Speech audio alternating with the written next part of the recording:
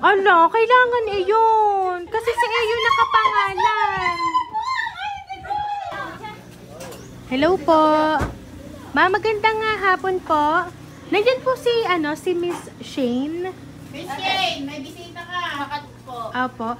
Meron lang kami Miss i-deliver sa iyo. Meron kasing tumawag sa amin. May pinadi-deliver sa yung box. Baka po package po ito. Dito ka na lang, ma'am. Ma'am, pa-ready na lang ako ng iyong ID. May bayad kayo, magkano kaya? Hindi, ano siya, sir. Okay na, sir. Bayad na po. Pay later ang ginamit. Ay, hindi po is pay later. Ito po yung bayad na. So, ang ipoprovide lang naman ng bata ay, ano po, ID po. ID daw. Opo. Kahit po school ID, para alam lang po sa office namin na na-receive niya na po yung pinadala po sa kanyang box. Pa-prepare na lang muna ako, ininghaan na. Okay na, ining. Nasaan? Okay na. Nasaan yung ano mo? Wala po, nawawala ang ID. Ala, kailangan iyon. Kasi si Eyo nakapangalan. Kahit yung student mo. ID sa school? Hindi mo makita. Ay, siya hiyain na. ID na lang ng iyong lula. Inay, may dala kayong ID. Wala. Tita, sa tita Yung na lang. sama? Sapa. Sa yung papa na lang. Igob, wala ka na igob. Ineng, sino ang iyong guardian dito? Sino Yung papa kasama niya mo sa yun. bahay? Ay, okay. Yun pala ho ang kanyang papa. Ay, siya, sir, pa-ready po ako, ha? Kamukha driver. Ano kaya ang baka ano nga? Kung nakakasok ko dyan. Hindi po, dadalhin ko lang ho yung ID. Dito, inig pa rin eh. Para alam na iyong marireceive. Yung kuha ang ID ng iyong papa at... Ako para di-deliver ang kanya ng take na kuha. Wala naman. Hindi magagamit. Bulsa. Yan. Han, pakuha ng papel. May paperahan sa ining. Dito ka ining Surprise! Sabi ko sa inyo kanina eh. Ayan, so Miss Shane, happy eating birthday! Ayan, surprise talaga ang hatid namin sa'yo kasi merong taong pumunta sa amin para maipahatid ang kanyang regalo para sa'yo. Ayan, so Miss Shane, dito ka? Ayan, so paghawak mga balloons. Ayan, at syempre, napakaraming mga gift na matatanggap mula sa nagpadala ng sorpresa para sa'yo.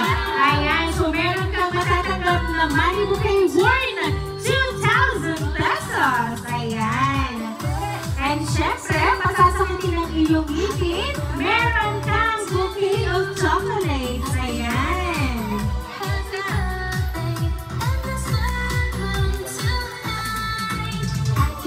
Ayan. So, Miss Shane, meron ka bang idea kung sino yung nagpadala ng surprise for you?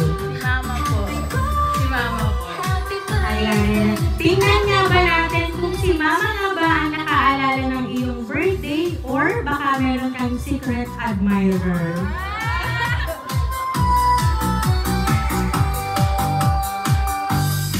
Para sa aking ate, bago ang lahat, nais ko munang magpasalamat sa Panginoon sapagkat narating niya ang 18th birthday. Hindi man bongga ang naibigay naming birthday sa kanya, mahalaga wala siyang anumang karamdaman kasi bonus na yun sa amin. Ate, nais muna kitang batiin ng happy 18th birthday. Nawa ay napasaya kita ngayong araw na ito. Bagaman wala man ako sa tabi nyo, sana ay maramdaman mo pa rin ang presensya ko. Wish ko at ng papa mo ay iisa lang, di para sa amin kundi para sa inyo ng kapatid mo, si Sean, na sana ay makatapos kayo ng pag-aaral, lahat naman ng gustuhin nyo ay binibigay namin sa inyo. Yan lang naman ang tanging maiipamana namin sa inyo ng papa mo kapalit nung pagiging malayo ko sa inyo. Pero sabi nga, tiis lang, magkakasama-sama muli tayo. Huwag masyadong matigas ang ulo, bagaman man ay hindi tayo may pagkakaunawaan, minsan palagi pa rin kitang binibigyan ng pagkakataon, sana alam mo yon. Ngayong 18 ka na, sabi nga kapag 18 na, medyo kaya na ang sarili. Pero sa status mo, kailangan mo pa rin ng gabay namin ng papa mo at ng mga nakapaligid sa iyo. Magmahalan kayo palagi ng kapatid mo, palagi mo siyang aalagaan, hindi yung ikaw ang binabantayan. Muli, binabati kita ng maligayang kaarawan, anak. Palagi mong tatandaan, ha? Mahal na mahal ko kayo, palagi kang mag-iingat sa bawat landas na tatahakin mo. Enjoyin ang pagiging dalaga, dadating din tayo sa point ng pag-aasawa, pero sa ngayon, huwag muna nangangamatis pa si mama sa pagbubugbong pa si papa. Miss ko na kayo. Love, Mama. Ayan, so Miss Shane, ngayong 18th birthday mo, hindi hinayaan or pinalampas ni mama mo yung araw na ito para siya ay makapagpadala ng gift para sa'yo. So ngayon, natanggap mo na yung gift mula sa kanya. Ano ba yung gusto mong sabihin para kay mama? Kasi si mama ay nasa ibang bansa para magtrabaho para sa inyong magkapatid. Ano po, thank you po kasi magkaaway po kasi kami noong isang araw. Gawa ng sabi ko po ay wag na maghanda at 5,000 na lang po peperahin ko na. Ay nagagalit po bakit daw po hindi pa po ako magpasalamat at sila yung maghahanda. Hindi ko naman po alam na may ganito sila. Yun lang po. Thank you, Mama. Love you so much. Ayan. At syempre, tinatawagan ko po dito yung papa ni Miss Shane para magbigay ng birthday wish para sa kanyang nag-iisang dalaga.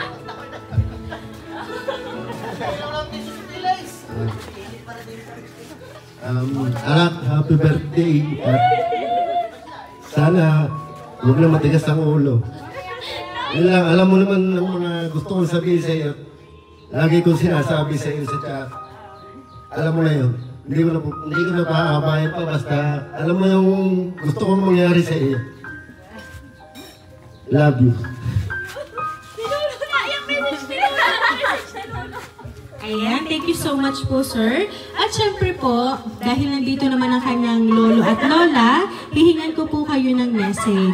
Ayan, lolo, lapit na po sa inyong apo na ngayon po ay tinatahak po ang kanyang 18th birthday.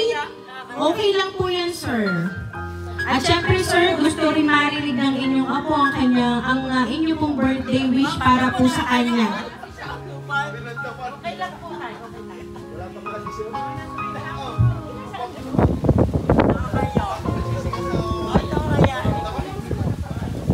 Ano ka pong i-message ko po din eh?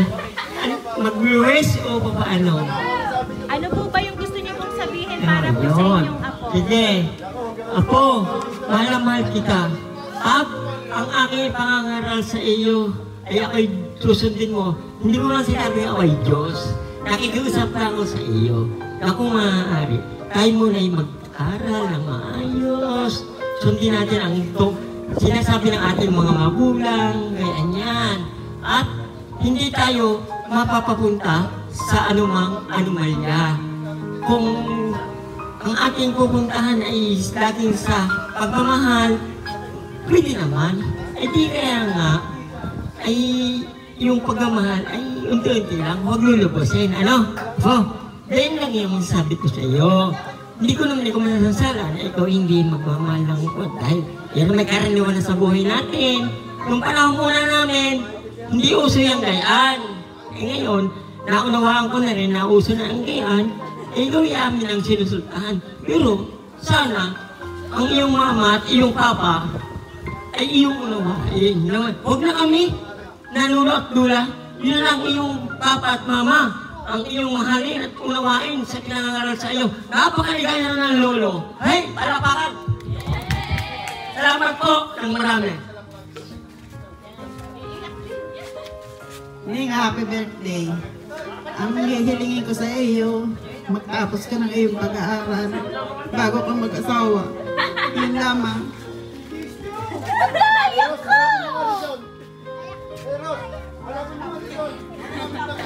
Iiyak yan.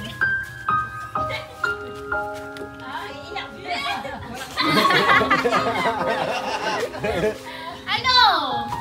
Ikaw? Huwag ka natatakas, Huwag ka natatakas. Makabait ka. Happy birthday! Sabi mo, Happy birthday. Happy birthday sa'yo. Napakaganda kong ate. Kiss, kiss, dali, kiss. Naiyak ka! Ayan. So, Miss Shane, ayan, narinig mo naman yung mga birthday wish ng iyong lolo at lola at syempre ng iyong papa. Wala silang ibang wish kundi ang ikaw ay mapabuti. Ayan. So, ibig sabihin, marami ang nagmamahal para sa'yo. So, kaya naman, Miss Shane, once again, happy birthday!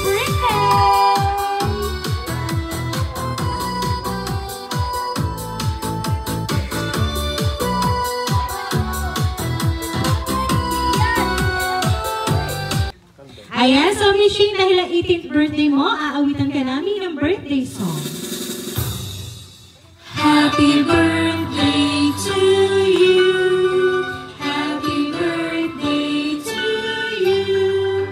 Happy birthday, happy birthday. Happy birthday to you. Ayan, sabay-sabay po tayong lahat. Happy birthday to you. Happy birthday to you. Happy birthday, happy birthday, happy birthday to you.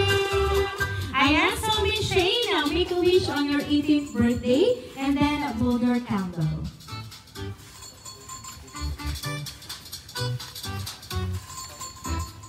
Ayan, so Miss Shane, once again, happy birthday! Ayan, and Miss Shane, there's more surprise mula sa iyong mami. At ito, tingnan mo. Habang wala siya, ito muna ang iyong yakapin. Ayan muna si mama mo. Ayan. So, happy birthday, Shane! Ayan, at kami lang po nakakakilala para po sa inyo.